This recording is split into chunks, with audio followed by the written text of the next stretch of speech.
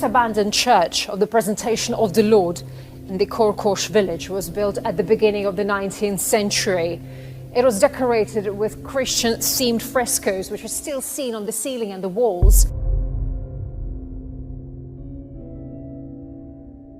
The crosses on the cathedral's dome are destroyed too, and there is no one to fix them. Korkosh is just one of many abandoned villages scattered across Russia's Tver region.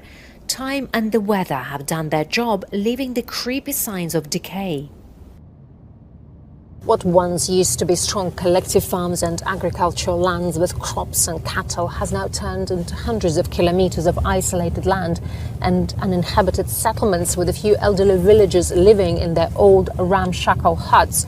And it's just some 200 kilometers northwest of Moscow.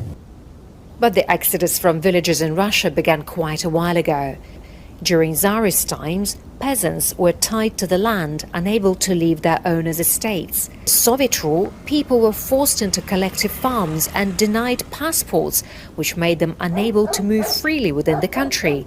They received the right to choose where to live only in 1974, and that triggered the outflow of the villagers. There